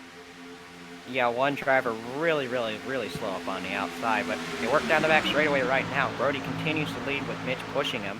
Those guys work really well together, and they are in the same point. Definitely communicating exactly what to do. But Ryan Berry, Max Urich, and Justin Johnson, who's also moved up in the top 5, as working down the front straightaway now. And 5 cars and almost 6. Now there's going to be 6 cars in this string of cars ahead of the guys that are side by side behind Kenneth. Yeah, it looks like now they've calmed down just a little bit. Maybe they're trying to schedule it all the way to the end of the race. You see 2 wide action behind them. Shane DiMantovo is lining that group to the top, and then Henry Tabor And of course, everyone all the way behind. Boy, you see the both Bundren cars. You see somebody work up high. That's David Bachman in the 119. So he'll try to lead this outside group, try to get all the way back to the front. Ooh. You see the 57 and the 37 a little bit split. Looks like the 57 will try to work down the middle. Oh my goodness. What a move through the middle. Oh Blaze my God, he's going to make McKinney. it work though. That's Blaze McKinney in the 57, sporting a one of two Bundren lawn care cars. A very interesting looking cars, a very fun looking paint schemes for tonight's action. But he is aggressive right now as that outside lane is still trying to work.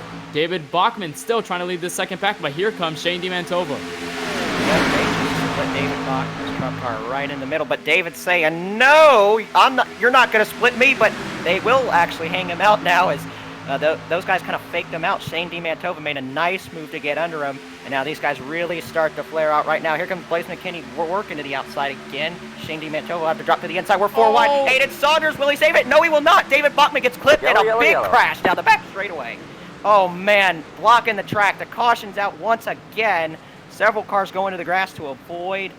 Was that Peter Kenny involved? Destroyed his front end. Oh, wow.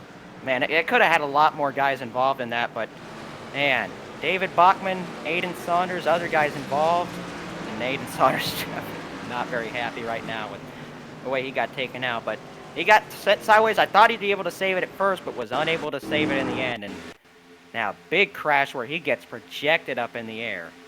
Watch this. They were fanning out 4 wide, and then a little bit of net coating happens there, and Aiden clips David Bachman because he can't save the car there after getting sideways. Christopher Wild's day is over after he gets involved as well. Joe Berge comes to a stop to avoid. Peter Kenny is destroyed, so he will not go back-to-back in the Xfinity race at Talladega. Oh, man. Tough break for David Bachman, who was really running good tonight. Boy, Aiden Saunders had a roller coaster ride down the fence. Luckily, no one else was involved. After that, you see the contact between Henry Tabor, Aiden Saunders. Aiden was trying to save the car, gets into Bachman. You see Christopher Wild gets damaged at the 96. Charlie Byer in the middle of that as well. But we should take a ride with the 90 of Malachi Drake, who almost got involved with David Bachman, who was spinning down the track. Boy, that was a wild ride. We'll take on board with him, see what he saw through this wreck. Look at this. Wow. That was close.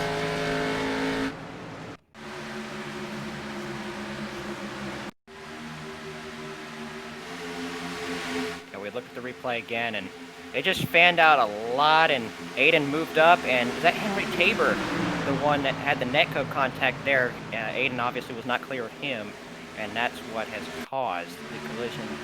And then it set it off into a big crash. Aiden wasn't able to save it, clipped David Bachman. Malachi Drake barely missed that. Man, that was a really close avoidance there for Malachi. Oh, one of the Bundren cars slid through the grass and had a nice save. I think that was Glenn there. Yes, it was. Look at him way down the bottom of the screen there. Yeah, Glenn Bundren doing Bundren lawn care business all the way in the grass. Oh, yeah. That's how you put a sponsor plug in there, but... And the caution's out right now. Brody Garner leads. Mitch Hobbs second. Dallas Myhan will get the free pass. There, he goes to the outside, and he will take that and run with it. But, man, Max Schuring third still. Man, he's had a really good run so far in tonight's race. And another huge crash involves multiple drivers in this field. And now we have another shakeup through the front. You saw the move by Brody Garner and Mitch Hobbs to take the race lead, so they're up there as well. And now Max Urich is falling into this top 3. Nick Miller trying to work his way. I believe that's Nick Miller from what I'm seeing. I'm just trying to look through. It looks like no hood on that race car. But we're seeing some drivers now still in this top 5. Ryan Berry now still has been able to keep himself where he's been at. You know, he's been the most aggressive driver so far. Blaze McKinney with a huge move that we saw as he was carving the field through the middle, basically. Pretty much getting through all those drivers. He got into this front pack before the yellow. Was in front of the yellow when it happened. You see Shane DiMantova, Glenn Bundren now in there as well after getting by the huge wreck. So lots of drivers shuffling in this top 10. Brody Garner now in the race lead, and we'll stay under yellow for, I'm not sure how many numbers we've had. I believe just a third yellow tonight. Yeah, 3 yellows so far. So this is the third time we've seen a caution flag. Did you expect more, or maybe Or maybe this might be the right amount. I'm not sure, because I might have expected more, to be honest. With the way these guys raced early, I thought we were going to have several, but only had 3 so far, and that's honestly testament to some of these guys that actually can make those moves work.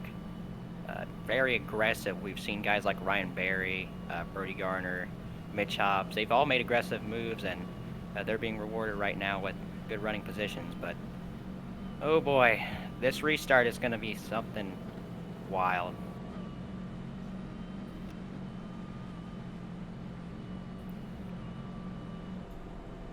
All right, so caution out on the racetrack. Here is what your field is looking like right now. Brody Garner currently sitting in first. He's gained 16 spots since the drop of the green flag. Mitch Hobbs, after making the move with the 55, he's now in second, starting on the outside of row number 1. Max Urich, after running near the back, he's now up to the front into third. Right now in that 91 Toyota Supra.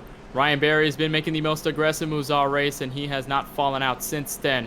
Currently fourth right now. Rounding out your top 5 is Shane DiMantova, the first Evo SimSport driver, and then Blaze McKinney, a PPM driver, are currently on the bottom of row number 3 there. And Malachi Drake, who barely got by with David Bachman, right there into 6th. And Henry Tabor. You see Ibrahim Dejani up in the row behind them. And we're looking to take the green flag very, very soon. I believe we have the 1 to green signal from the pace car. We have, yes. Yeah, so we will go green here from Talladega once more with just 17 laps remaining. There's AJ Bain currently on the inside, so he'll start where he is right now. So the field working down the back straightaway. Quick reminder before we go green that if you want to continue watching iSCAR coverage, tomorrow will be the Yost Auto Sales Legend Series, the 1987 NASCAR Cup Series cars. They'll be running at tomorrow, I believe 9 p.m. Eastern, right here on MaxspeedTV. So if you want to catch more action on iSCAR, tune in tomorrow, because that will be an interesting race, considering the fact that the 1987 cars are one of the harder cars to handle on the iRacing service. So iSCAR continues down onto Sunday, and of course starts next week, Wednesday, with KBR Street Stock Tour. But right now we still have racing to go from Talladega. Brody Garner, Mitch Hobbs lead the field to green, with Ryan Berry, Max Urich into row 2. Shane DiMantova, Blaze McKinney falling into row 3. A pace car comes off. They'll come into the tri-oval one more time. And while we go under green, and as we get the green flag once more, we're going to take a moment to turn up the volume all the way to 11 as we go crank it up here on MaxspeedTV.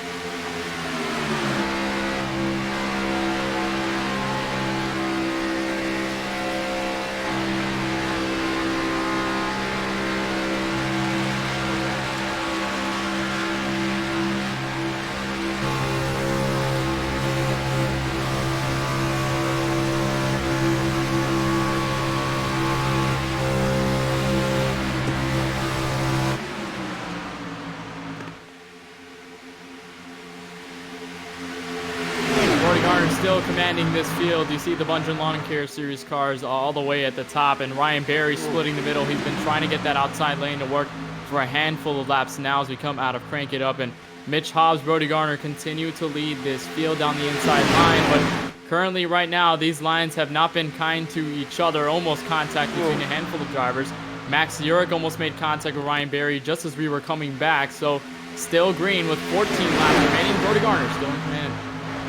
Yeah, Mitch Hobbs has been staying behind him ever since both of those guys took the lead, and Max Urich is still in the 3rd position, but Shane DiMantova is trying to move out right now. He's going to try and get help from Ryan Berry up the middle lane, but he's going to pull up right in front of his friends right there, the Buncher Lawn Care cars. They'll move right back down to the middle. I don't know if he can really choose which lane he's doing right now, and he's going to end up getting split 4 wide. So Ryan Berry again in the middle of 4 wide. He'll be able to make that pass, and Shane is behind him, but these two continue to lead the race. Brody Garner and Mitch Hobbs, they may be able to control this thing till the end. I think there's a real shot that they can do that. And Ryan Berry has had his bravery all the way up to 100. He has not been scared to make those 4 wide moves, and he's been confident enough to make them work. And so far, he hasn't really been able to get into any incidents on 4 wide. So far, he's been able to make it work. I'm so surprised Ryan Berry has been so aggressive yet so clean through this race so far. We almost had contact right there. That was Shane DiMantova getting a shove from Blaze McKinney. It looks like Glenn Bundren also behind them. They're trying to work together. With 12 laps remaining here at Talladega, will Brody Garner keep himself up front, or will somebody on the outside contact? He saved it. Can't believe Ryan Berry saved that. Max Urich was right in his door right there, and Brody Garner will move way to the outside and try to block, but it's not going to work. Blaze McKinney up the middle, 4 wide. He may back out. I have no idea. And we're going to wreck it up front. Everybody's going to get turned. Mitch Hobbs involved. Max Urich involved. Brody Garner involved. The caution is out again after all of the leaders crashed. They went 4 wide, and it obviously was not going to work. Shane DiMantova was the only driver of that lead pack to get away, and he'll be your leader with Andy McDowell, his teammate, in second. So all those leaders have just wrecked. Brody Garner, Mitch Hobbs, Blaze McKinney, Glenn Bundren, Ryan Berry. I mean, the whole crowd involved here with 12 laps to go. Oh my goodness. Brody Garner was making that block all the way to the top, and that's where it started. We're going to try to take a replay, see exactly what happened. Look at the pile up there, going 4 wide down the back straightaway. Blaze McKinney started that when he dipped to the bottom of Shane DiMantova. They were working together on the top. You see Brody try to make a move up top. It wasn't able to work, and then that allowed the 57 to peek in. Here's 6 wide! Oh my goodness! And there it is. There's the huge wreck. I have no words for this. I literally have no words for this. They tried to go 6 wide in iSCAR. All right. At Talladega. Not going to happen, guys. Not going to happen. And they've all piled up. They've all piled up to the inside now. And lots of drivers' cars have been torn up. Man, a lot of very strong contenders are now out. Henry Tabor was involved, innocent victim there. Garrett Hess piles into that one, as well as Charlie Byer and Justin Johnson. James Youngman was able to avoid, as well as Matthew Klein. And what was Justin Johnson doing there? Just reversed it right into Garrett Hess and Dylan Basin. So, oh boy, some probation's probably going to be handed out at least after that. But either way, very, very preventable accident. Obviously, you should not be going 6 wide on a super speedway. I hate to be blunt, but I have to tell it how it is. That is very stupid. And that's brought out the caution now, and these guys have all been wiped out. So let's see who have avoided the crash. Shane DiMantova, Andy McDowell, Bridger Olson, Malachi Drake, Joe Berge, AJ Bain, Ibrahim Dajani, William Schmidt, James Youngman, Blaze McKinney. I don't think Blaze McKinney avoided that, but he's being scored 10th, and now it's shuffling around. So these guys may actually be in the pits, and they are. So that 10th spot seems to be the one that's shuffling around, as if those guys are in the pit lane. So we'll see who exactly else does not have damage from this. But man, huge pile up. That's our 3rd decently big accident of the night here. So, oh boy. The ending's going to be very chaotic, to say the least. I think even if I had a dictionary right on my hand as soon as that would happen, I really wouldn't have a word to pick out what exactly happened there on the back straightaway. Oh boy, I mean, I wouldn't imagine being one of those drivers through that. I saw Blaze McKinney. Shane DiMantova worked all the way to the wall, and I guess you know, when you have that space, you know, you want to take it because you want to try to gain positions as much as you can. And the way we saw Blaze McKinney carving through the field, I was not surprised to see him try to take the position away. But I feel like right when you're in the middle of where all those drivers were, you see the spotter say 6 wide in your radio, and then you have no other choice but to stay where you are. And then when contact happens, which is pretty much imminent, you know, it pretty much takes everyone out, and that's exactly what we just saw here. That's the first time we've ever seen that. That was insane, but Shane DiMantova got away unscathed, or just a little bit scathed, I should say, because he got a little bit of contact from there, but he's going to be leading the field with just 10 laps remaining. That cuts down the field dramatically. And, I mean, let's talk about all these guys in the top 3. They have never won, and if they've won tonight, that will be their first iSCAR sanctioned win. So a lot more on the line. And, of course, our Truck Series champion, Malachi Drake, also in the running as well. And then some other guys in the top 10, like Ibrahim Dajani and AJ Bain. Those guys haven't won either. So, man, lots and lots and lots of opportunity for a first-time winner to come out of this event. That's a really good point you make there, because, you know, some of these drivers, they get away from all the trouble, and then they have the opportunity of being all the way up front with just 10 laps remaining and possibly steal away a win that could have gone to any of the drivers who were up front that are now taken out from damage. Again, Nick Miller with damage, Connor Brandon with damage. Now the drivers who were aggressive up front now have damage. Ryan Berry is now pretty much, you know, hindered now because of what just happened. Blaze McKinney, Shane DiMantova, now Mitch Hobbs, Brody Garner. Those drivers who were all the way up the front of the field have now pretty much, the race has pretty much gone out of their control with that one, and they're going to have a lot of work to do. Or maybe if it's all too late for them to even try to get back up front, unless something happens, or a miracle could happen if their drivers are back there. But one of the drivers I'm looking at right now is the driver starting on the outside of row number 2, and he's been in the middle of all these packs when these cautions were coming out. That's Malachi Drake. Barely got away with the David Bachman incident. Almost got into David Bachman there. And he's been able to get away from there. Now he's been able to get away from 6 wide at Talladega. I think he's feeling like Superman right now, getting through all these wrecks. I think he has a really good shot on the outside of row 2, but we'll just see what happens. We've seen the field spread out so wide on the restarts and drivers going up early. Boy, I'm not sure what to expect as in these final 10 laps, really. I'm expecting a first-time winner. I mean, we've kind of thinned the herd, we could say, with the amount of people that have wins versus people who don't.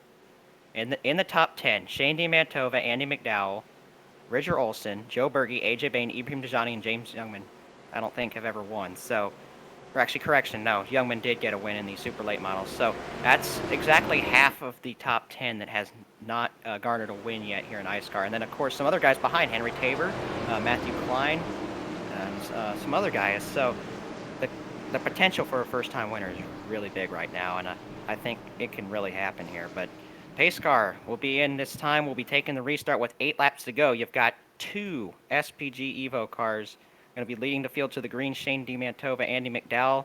I'm not sure if they'll be communicating their exact strategy and, you know, when to go, when to get in line, but both those guys are going to be fending for themselves once it comes to the final lap, both looking for their first career win.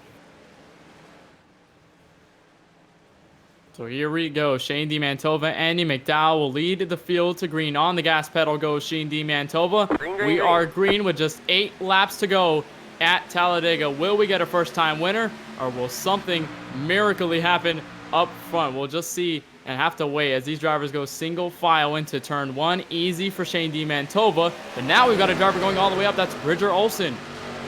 Yep, another guy who hasn't won yet here in iSCAR, but looks like he has no help on that outside, and he's going to drop back. Down the back straightaway they go. Shane DiMantova leads. Andy McDowell second, and down the back straightaway they continue to file out right now. Malachi Drake up into the 3rd spot as Bridger Olson's going to fall back, but William Schmidt's going to make a big run on the outside. He's coming to help with Bridger Olson. You got to take all you can in these final laps to try and secure a first-time win for many of these drivers. William Schmidt now to the top of the row. He's going to make it 3 wide and still can't get it done. Still help from the bottom. Now there's help to the top. AJ Bain is going to follow along. I believe Joe Berge is in the mix as well.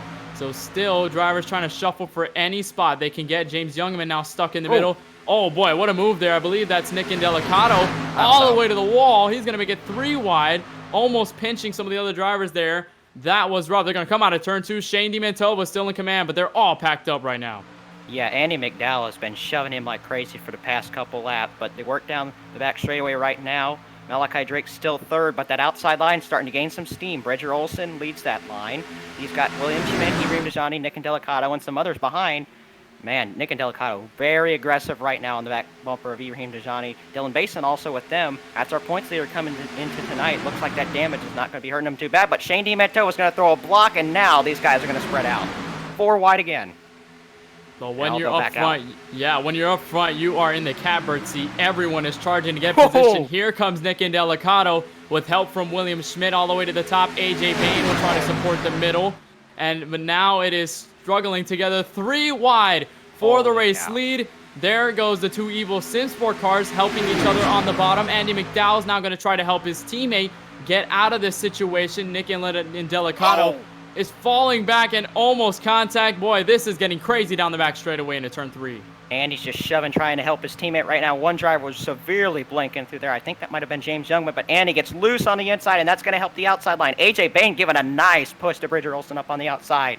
And these guys come up to help him. Is going to help that line even more. So looks like AJ Bain may try to make a move to the outside, make it 3 wide, but he doesn't have enough help to do that yet. Nick Indelicato is going to split Youngman 3 wide. We're coming to 5 laps to go, Kenneth. This is getting really wild. The final 5 laps will be presented right here with Shane DiMantova in front of the field. We'll see if anything changes from here on out. Bridger Olson trying to work the high side. He's been trying to get it work so far with a nice push from AJ Bain. Now some other drivers trying to help to the top as well. This is the fight for the race lead. Bridger Olson now has the edge. Here comes AJ Bain to the top side, trying to take the race lead away. Shane DiMantova has nowhere to go as they're 3 wide with Nick Indelicato in the middle.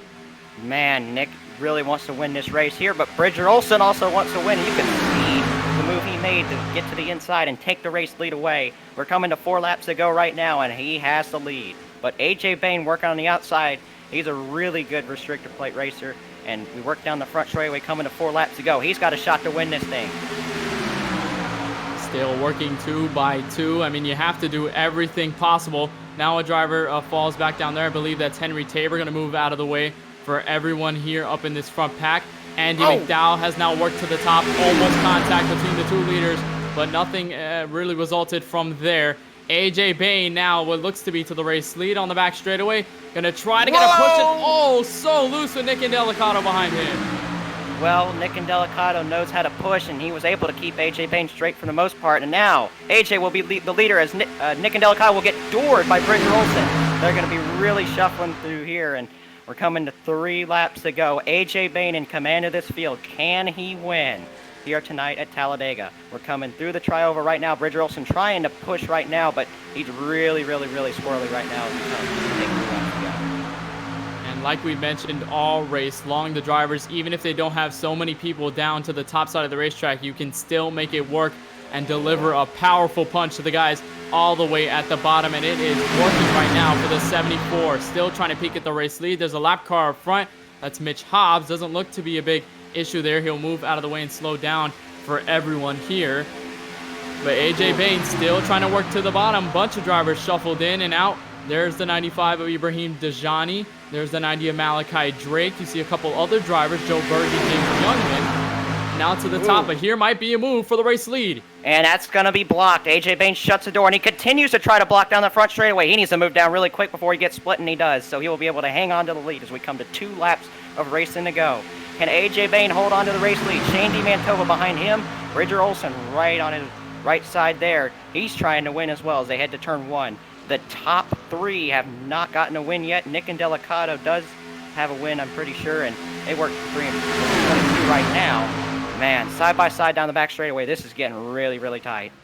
Well, now they've come back together, and that must be a good sight for the 53 of Bridger Olson, who's now trying to make a move to the top. Will he fall down? Will he file with the rest of the field? Doesn't look to be so. Nick Indelicato making a move. 3 wide in contact. Here we go. Around goes the 74. Save it. He saved it. Are you kidding? Oh, my goodness. No, you can't save that. Nick Indelicato. Actually did, and we're coming to the white flag without a caution. Andy McDowell has taken the lead with Ibrahim Dajani in second. We've seen Ibrahim Dajani try and win from second before. White flag is out. Joe Berge also in the mix, and here comes Ibrahim to the inside. Andy will block as they head to turn 1.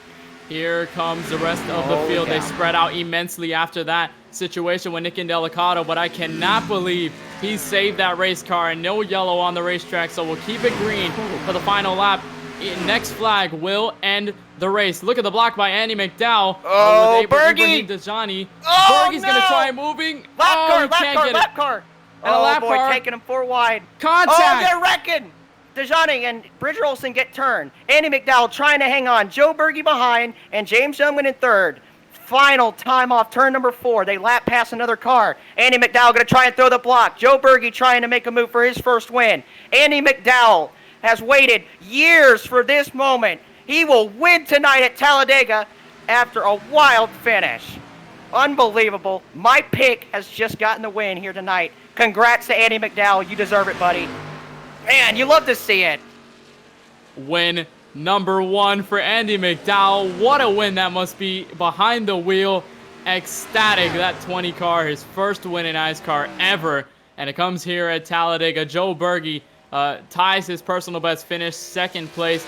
James Youngman avoids the chaos with some slight damage, finishes in third. AJ Bain, who was working that inside lane and looked to be a possible race winner, is now into fourth. Malachi Drake survives, finishes into the top 5. Dylan Basin, your points leader, is able to muster 6th place out of this one. Dallas Myhan into 7th. William Schmidt 8th. Shane DiMantova 9th. Nick Indelicato, who saved that race car miraculously with 2 laps to go. That was crazy, finishes man. in the top 10. We're going to have to take a replay on what happened there because I cannot believe it whatsoever. That was insane, man. Wow. I can't believe he saved it, and I can't believe it didn't trigger the caution. But either way, there's your winner, Andy McDowell. First win, and he's been in here like 3 years or something. It's been a long time, and he hasn't gotten the win until now. I'm so proud of him, man. And it's been so close for Andy McDowell so many times in iSCAR. The Street Stock Series is something I think of with Andy McDowell because he's also been so close to taking wins from that series, and he's been oh so close, and he's never been able to done. And finally, a race win for Andy McDowell. We're going to take a replay, see what happened there. That was the contact. That was Bridger Olson and Ibrahim Dajani that got into the wall there. Yeah. I believe Shane DiMantova might have gotten a piece of that as well. Oh, and here's the Berge contact. got up into Bridger, and unfortunately, him and Ibrahim had nowhere to go, and they hit the wall as they were trying to work around that lap car, and then Nick Miller held the inside. These guys had to navigate around him, and that's what I think prevented Joe Berge from having a real shot. Because when Miller held the bottom, it took away an opportunity for Joe to get under him. And I think that's what ultimately ended up helping Andy McDowell, secure the win.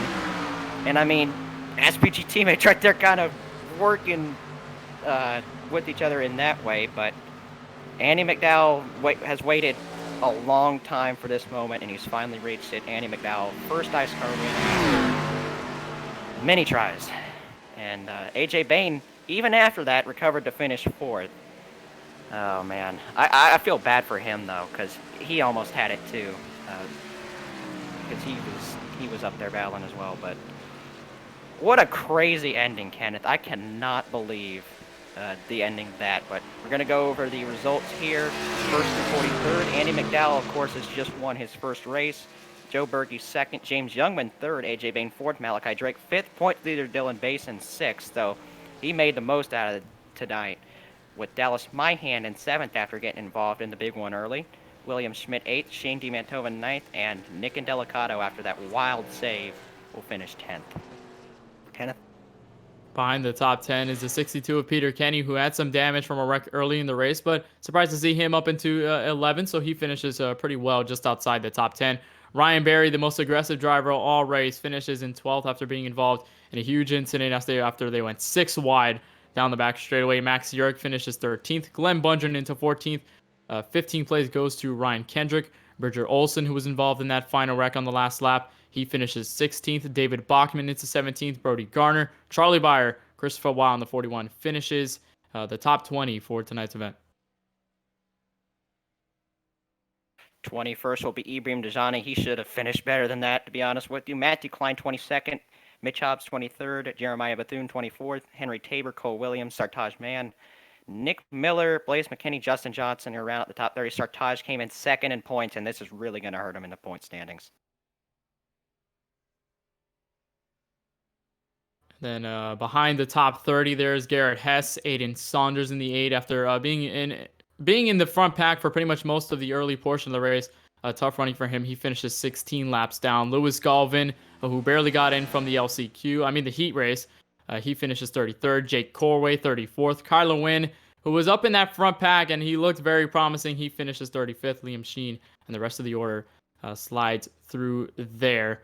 We're going to shuffle back, and Harry Grindle, Michael Bianchini, Latham Joyner, the final 3 drivers that round out the 43-car field for tonight's event here at Talladega. When we come back, we have more post-race coverage on MaxspeedTV. We're going to get the interviews with the top drivers, and especially the race winner, Andy McDowell, and how he feels into victory lane for the first time in iSCAR history. Boy, that is going to be a lot of fun. We'll be right back, so stay tuned. We've got more action coming soon from Talladega.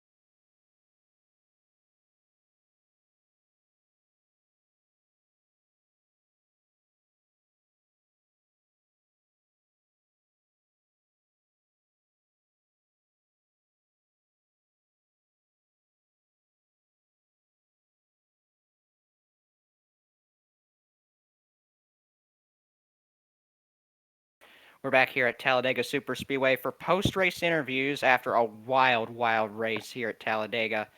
We're going to bring in our race winner and our first-time winner, Andy McDowell, into the Cam booth. Andy McDowell, you got a copy, buddy? Oh, what's up? You've been waiting years to get your first iSCAR win, and you finally tonight. How's it feel, man? It feels great. Not the track I want to get it at. I ain't gonna lie, but I'll take it. I'll take it. Well, just talk about your view of that crazy, crazy last couple of laps. I know you weren't exactly the leader before the AJ Bay Nick and Delicato incident, but you end up getting away from that. And just talk about the craziness of especially those final 5 laps. Yeah. So I was just sitting behind the Delicato for like 3 laps there, and then the incident happened. So I got in the lead, and I just mirror drive the rest of the race. Respect for Joe. He could have turned me right when I did that last block. That's much respect there. He didn't turn me. That shows a good racer right there. So yeah. Well, just talk about also who was the main guys that you were working with throughout the race. Of course, we see Evo on the card, but just talk about some of the drivers that were helping you out. Yeah, James Youngman and Delicato. There's a list. SPG, obviously, Evo, But thank them for helping me, got the win because of them. So yeah.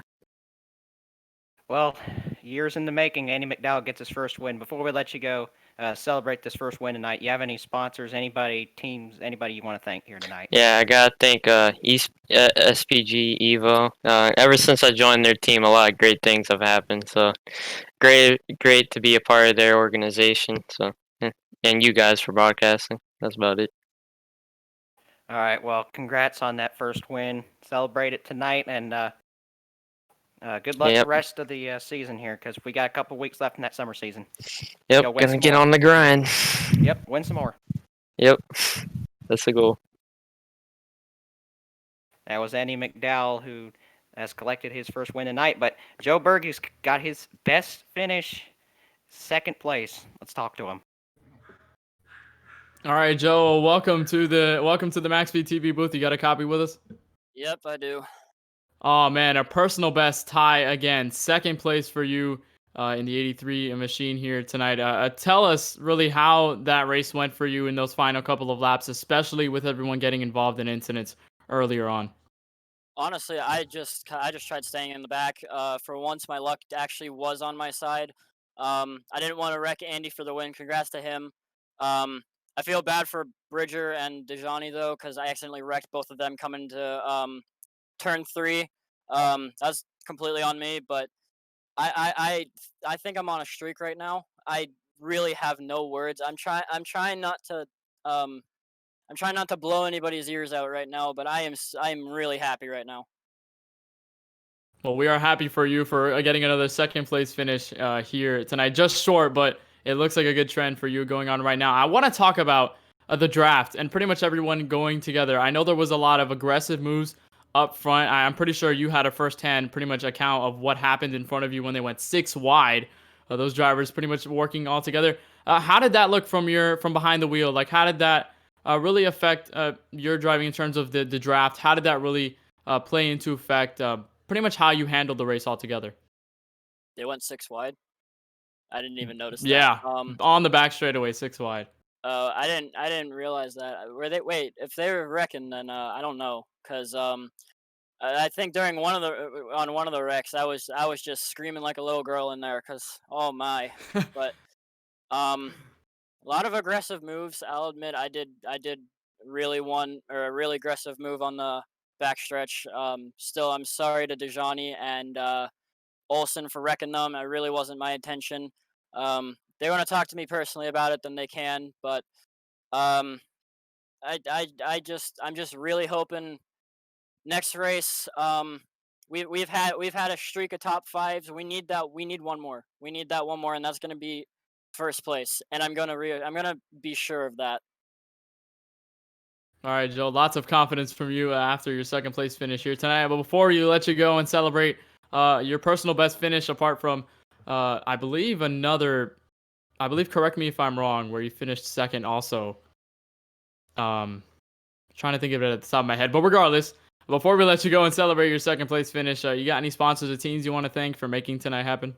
Gotta thank Red Bull for sticking by me. Gotta thank my girlfriend Summer for supporting me. All the usual stick, but I'm focused on the next race. I'm focused on whatever the next race is, because soon we're gonna be winning, and I'm gonna make that a guarantee. All right, Joe. Well, second place finish for you here tonight. We hope to see you through the rest of the series in the Cup cars at Daytona next week. That's going to be a lot of fun, and we hope to see you out there. We're excited to see what you can put on the racetrack. Thank you. Have a good day. Joe Berge out of the booth finishes second. We're going to look back to third place in our final interview for tonight's post-race coverage. That'll be the 80 of James Youngman, a banged-up race car, but a third place finish nonetheless. Benjamin is there with the interview. All right, James Youngman, how you doing? I'm pretty good. Well, we saw you race up there early, and then you kind of fell back and kind of watched everything else happen. How'd you end up in third here tonight with that banged-up car? Yeah, I kind of just tried to hang back after that first little bit. They were looking kind of aggressive up there, and then they decided to run it green for a while. And then once they had that first track, I knew it was going to be kind of crazy from there. So, I kind of tried to hang back a little bit, but managed to avoid those few wrecks, or I don't even know how many there were, last few wrecks on the last couple laps, and was in the running for the win, but didn't take the run at the right time, I don't think. What was your view of that crazy 6 wide wreck with, what was it, like 8 to go? I mean, it was wild out there. What did you Yeah, say? I didn't see much of it until I got up to it after they were all wrecking. I was quite a ways back at that point, Ah. but yeah, I'll have to go back and watch it later. And what about the Nick and Delicato AJ Bain incident? Of course, y'all were in the final couple of laps there. You were probably up in that lead pack when it happened. What did Yeah, you see out your windshield there? that was interesting. Looks like he went for a hole. Might have not been room. Might have been, I don't know, 100%, and ended up getting turned, and there they went. All right, well, your best finish in a while here in iSCAR. It really does have to feel good. But before we let you go, you have any sponsors, teammates, just anybody that you want to thank before we let you go here tonight? TCS, Grayson Truxler, I don't know. Anyone who worked with me throughout the race, Henry Tabor. Yeah, that's about it. All right, well, congrats on the 3rd place. We wish you good luck in the rest of the season. Thank you. And that was James Youngman, who gets his first podium in a long time here in iSCAR. But as we close out here, Kenneth, what did you think about that whole race? I mean, the action was just crazy, start to finish. Yeah, it was from the drop of the green flag. We didn't see any boring moments. I didn't think we pretty much saw excitement since lap 1 all the way to the final lap. I mean, lots of aggressiveness and very clean aggressiveness at that. I wasn't expecting that early on in the run. I was expecting maybe some aggressivity early on, and then some drivers, of course, making mistakes and possibly getting into more wrecks. I think we should have saw more cautions than we did, but I'm kind of glad that we didn't have as many, because it really allowed for some of the greater racing that we saw in this front pack and pretty much alongside the rest of the field. And of course, all the last lap calamity that happened there with Andy McDowell getting his first win. I think this was a successful one for sure. What about you, Benjamin? Well, as I said, the aggression was there since lap 1, and even in the LCQ we had seen before, the intensity was just way up from the start. So that's what you love to see, and especially early we saw what you said, the clean aggressiveness of the drivers until a couple of things went wrong in the middle of the pack to bring up the first caution. But we got a broadcast tomorrow. That's the 87 series at Talladega. That's going to be another show you don't want to miss. So for Kenneth Bueno, my name is Benjamin White. Thank you guys for watching on MSTV. We'll see you tomorrow night right here back at this racetrack. So 2 nights in a row we'll be at Talladega, and we hope to see you there. Zico Reyes Dewey Schramm will be commentating that one. But so long from Talladega, Alabama. Good night.